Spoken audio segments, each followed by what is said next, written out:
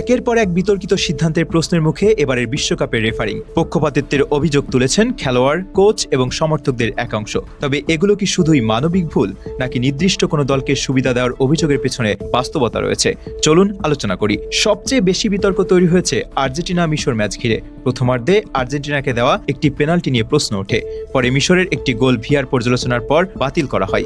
আবার মিশরের পক্ষে একাধিক পেনাল্টির আবেদন নাকচ করায় ক্ষোভ আরও বাড়ে। ম্যাচ শেষে মিশরের কোচ হোসাম হাসান প্রকাশ্যে রেফারিং এর সমালোচনা করেন এবং অভিযোগ তোলেন বড় দলকে সুবিধা দেওয়া হয়েছে। শুধু এই ম্যাচই নয়, প্যারাগুয়ে ফ্রান্স ম্যাচেও কিলিয়ান এমবাপ্পের উপর একাধিক কঠোর ট্যাকলের পরও কার্ড না দেখানো নিয়ে বিতর্ক সৃষ্টি হয়। অন্যদিকে যুক্তরাষ্ট্রের এক খেলোয়াড়ের লাল কার্ডের নিষেধাজ্ঞা প্রত্যাহার নিয়েও প্রশ্ন উঠেছে। এসব ঘটনার পর ভিআরের ব্যবহার এবং রেফারিং এর নিরপেক্ষতা নিয়ে নতুন করে আলোচনা শুরু হয়েছে। যদিও ইচ্ছাকৃত পক্ষপাতিত্বের দাবির পক্ষে নিশ্চিত প্রমাণ প্রকাশ্যে আসেনি, তবুও বিতর্কিত সিদ্ধান্তগুলো ফুটবল প্রেমীদের মনে সন্দেহ তৈরি করেছে। বিশ্বকাপের মতো আসলে প্রতিটি সিদ্ধান্তই ম্যাচের ভাগ্য বদলে দিতে পারে। তাই ফুটবল বিশ্বের প্রত্যাশা, বিতর্কিত ঘটনাগুলো স্বচ্ছভাবে পর্যালোচনা করা হবে, যাতে মাঠের ফলাফল নির্ধারণ করে খেলোয়াড়দের পারফরমেন্স, কোনো বিতর্কিত বাসি নয়।